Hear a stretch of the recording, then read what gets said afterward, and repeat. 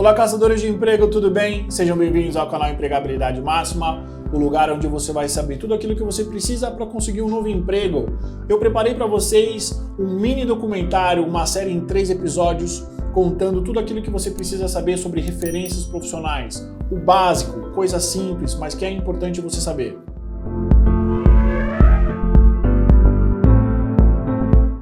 Nesse primeiro capítulo, coisa simples, eu vou te dizer como é feita as referências profissionais, quais são as perguntas e quem deve ser escolhido por você para falar sobre você no dia a dia do seu trabalho. E já vamos deixar muito claro, o candidato é o referenciado. Quem faz a referência, a pessoa que vai falar sobre a experiência dela com o candidato é o referenciador, entendeu? Então, por exemplo, se eu der o seu telefone para algum entrevistador, para algum recrutador sobre mim, você vai ser o referenciador e quando você estiver falando sobre a minha pessoa, eu sou o referenciado. Tudo bem? Não são todas as empresas, não são em todas as áreas, não são todas as posições onde é necessário referências profissionais.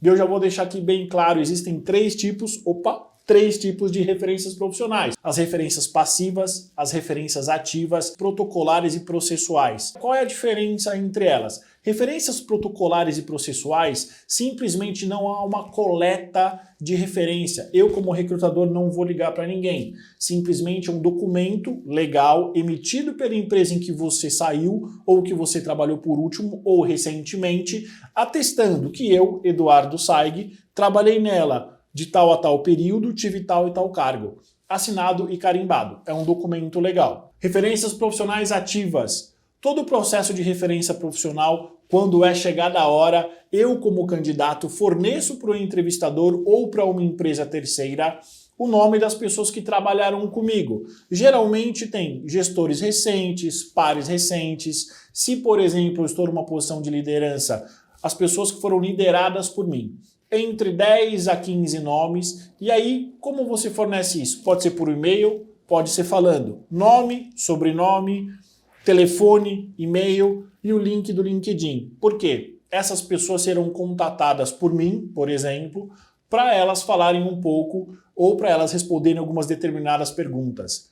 Referência profissional tem um único objetivo: mostrar para a empresa que você é quem você diz que é. Então, as referências profissionais ativas são essas referências que eu dou para você recrutador, que eu dou para a empresa ligar e para a empresa conversar com essas pessoas. Ok? As referências profissionais passivas, que são as mais importantes e são referências difíceis de serem conseguidas, são referências profissionais das pessoas que trabalharam com você e que você não informou para mim. E essas referências são as mais importantes. Por quê? Geralmente você não vai ser trouxa, você não vai dar para um entrevistador, você não vai dar para alguém tirar suas referências profissionais, alguém que você não teve um bom relacionamento, alguém que eventualmente o santo não batia. Não, você vai dar com as pessoas que trabalharam próximas de você, que você tem um bom relacionamento. E aí que as referências profissionais passivas têm um peso muito grande. Por quê? Porque são de pessoas que não necessariamente você tinha um bom relacionamento, que eventualmente vão falar só coisas positivas de você. As referências profissionais passivas, elas demoram mais tempo para serem coletadas, geralmente de 3 a 2 semanas. Porque eu, como entrevistador ou como uma empresa terceira que sou contratada para isso, eu preciso mapear as pessoas que trabalharam com você e aí começar a conversar com elas, a entender e a fazer as perguntas que eu preciso fazer para entender e para montar o quebra-cabeça final de quem é você no dia a dia. As referências profissionais são evidências de outras pessoas que mostram como você trabalha no dia a dia. É óbvio que durante uma entrevista, durante um processo seletivo, você não vai dizer, por exemplo, que você é destemperado, que você toma muito café, que você levanta muito da sua mesa, que você é centralizador. Nada disso. A gente sabe que isso não é falado. Isso é o famoso sincericídio que eu falei alguns vídeos atrás. As referências profissionais funcionam como um quebra-cabeça final para montar quem é você profissionalmente e como você trabalha no dia a dia. Item 2. Como é realizada a coleta das referências profissionais? Geralmente é por telefone, em conversas totalmente confidenciais. As pessoas que são responsáveis pela coleta das referências profissionais, elas não passam isso para ninguém, a não ser para a empresa, a não ser para o cliente, a não ser para a pessoa que vai tomar a decisão da contratação ou não. Geralmente, toda a fala do referenciador é transcrita, às vezes ela é realmente transcrita como ela aconteceu, às vezes ela é resumida. A gente escreve isso, fecha num PDF, que é um documento que basicamente, por mais que ele possa ser corrompido, é um pouco mais difícil do que o Word, e a gente manda para o cliente, a gente manda para o gestor da posição, para quem vai tomar a decisão. Não existe, por exemplo, ou não é aceitável no mercado gravar as referências profissionais, seja por vídeo, seja por áudio. Parte 3. Que tipo de perguntas são feitas nas referências profissionais? Em linhas gerais, varia bastante da posição, da empresa, eventualmente, se tem alguma coisa específica que a posição requer. Vou dar um exemplo, alguns exemplos. Quando eu tiro as referências profissionais de alguém e eu vou conversar com o ex-líder dessa pessoa, com o ex-gestor, eu posso perguntar qual é o comprometimento dessa pessoa com os prazos, se a pessoa consegue trazer soluções criativas para eventualmente novos problemas ou para problemas antigos, como era o relacionamento dela com os pares dela, como era o relacionamento dela com os possíveis clientes internos, com as pessoas das outras áreas. Quando eu tiro referências profissionais de uma pessoa e eu estou conversando com as pessoas que foram geridas por ela, eu pergunto qual é o estilo de gestão, se ela é uma pessoa centralizadora, se ela é uma pessoa que tem um estilo de gestão mais processual. E quando eu vou conversar, por exemplo, com os pares, eu posso fazer perguntas do tipo como ela era se relacionando com as outras pessoas das outras áreas, se ela se relacionava, se ela conseguia trazer ideias em projetos multidisciplinares, se ela era, por exemplo, receptiva a feedbacks. Ou seja, as perguntas variam, mas qual é o grande objetivo? É entender como essa pessoa trabalha no dia a dia, tendo diferentes visões dela, tanto das pessoas que são lideradas por ela, dos líderes, como dos pares. Nesse episódio eu vou falar quantas referências profissionais são necessárias, se você deve colocar mais gestores, mais pares ou mais subordinados. E a última pergunta, se você deve colocar o seu atual gestor como um referenciador profissional seu. Quarto item, quem deve ser escolhido para ser uma referência profissional? Quem você deve escolher? Em linhas gerais, você pode escolher 2 ou 3 gestores recentes, 2 ou 3 liderados recentes e 2 ou 3 pares. Para as referências profissionais passivas, que são as pessoas que trabalharam com você e você não forneceu o nome delas, você nunca vai saber quando elas serão contratadas e quem vai ser contratada. Quinto ponto, você deve indicar mais gestores, mais pares ou mais subordinados. Em linhas gerais, a palavra do gestor ela acaba tendo um papel, ela acaba tendo um peso mais importante.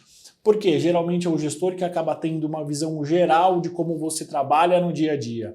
É claro, por exemplo, que se o processo que você está participando for uma posição de liderança e, por exemplo, a gente tiver políticas de gestão fortes, eventualmente a opinião dos seus subordinados diretos também vai ser bastante importante. Mas em linhas gerais, em termos de peso, geralmente a palavra dos seus ex-gestores, a palavra dos seus pares e a palavra dos seus liderados. Sexto item e uma dúvida muito comum, eu devo colocar o meu atual gestor como uma possível referência profissional?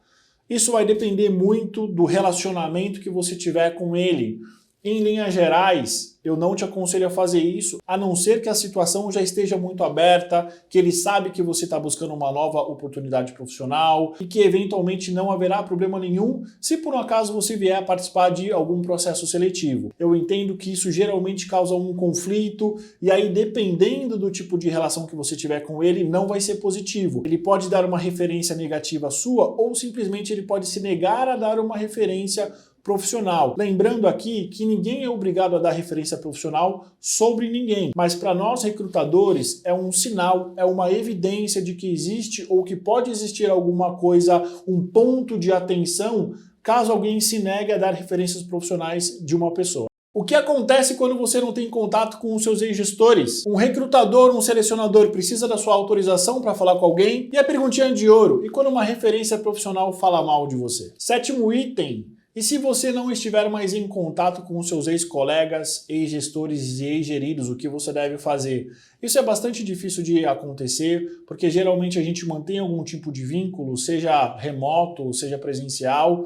Mas se isso realmente acontecer, pode ter sido, por exemplo, alguma situação extrema, você pode ter morado em outro país por muito tempo, qual é a minha sugestão aqui? Você pode explicar para o recrutador, e isso provavelmente deve ter ficado claro durante o processo seletivo. Mas se eventualmente você não tem mesmo o contato, o que você pode fazer? Você pode mandar o link do LinkedIn, o perfil do LinkedIn dos seus ex-gestores, geridos e pares, e você ser bem claro, olha, eu não tenho mais contato com as pessoas diretamente, mas indiretamente são essas pessoas aqui. Em último caso, o que você pode fazer é você tentar contato com o RH ou com a pessoa responsável, explicar a situação e você pedir para eles emitirem a referência profissional tradicional documentada, dizendo que você foi um funcionário dessa empresa durante tal período, ocupando determinada posição. É o máximo que você consegue fazer. É muito difícil esse tipo de situação acontecer, mas se eventualmente for o seu caso, essa é a minha orientação. 8º item: um empregador ou um recrutador precisa da minha autorização para entrar em contato com referências profissionais ou com pessoas que trabalharam comigo? Não. Ele pode fazer isso sem a sua autorização. Inclusive, as referências profissionais passivas são feitas dessa maneira.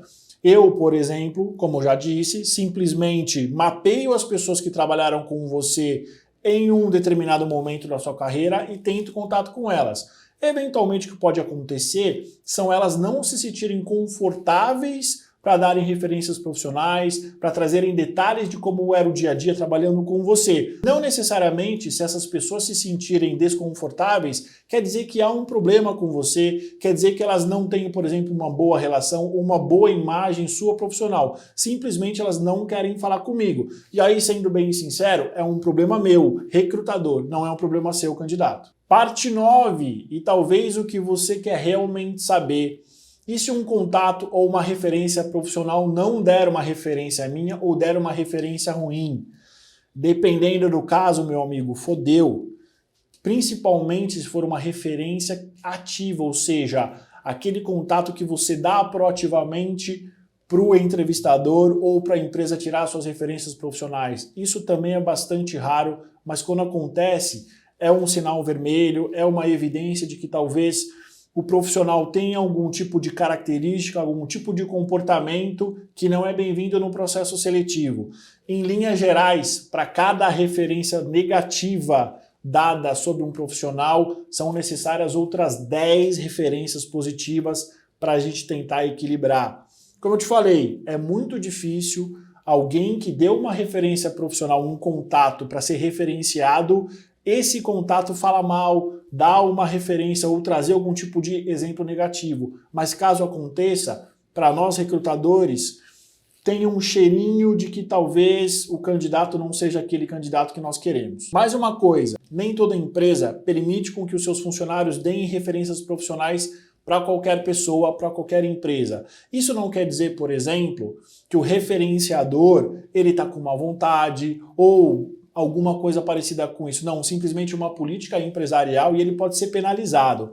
Quando isso acontece, eu, recrutador, eu entendo e eu posso descrever para o meu cliente como, por exemplo, essa referência profissional não pode falar sobre pessoas que trabalharam lá. E aí é o meu papel buscar outros nomes, outras pessoas que podem descrever como é o dia a dia da pessoa com que eu estou tirando as referências. Nos dias de hoje, eu acredito que as referências profissionais, a coleta das referências profissionais ativas e passivas, são uma das melhores ferramentas para as empresas entenderem quem são os profissionais que elas estão contratando. Quanto mais pessoas forem conversadas e entrevistadas, melhor é a visão que nós temos de como esse profissional é no dia a dia e, muito mais importante, como ele tende a se comportar. E aí, caçador de emprego, gostou? Eu espero que você tenha gostado dessa websérie prática, objetiva, para você entender como funcionam as referências profissionais e qual é a importância dela nos processos seletivos. E uma coisa bastante importante,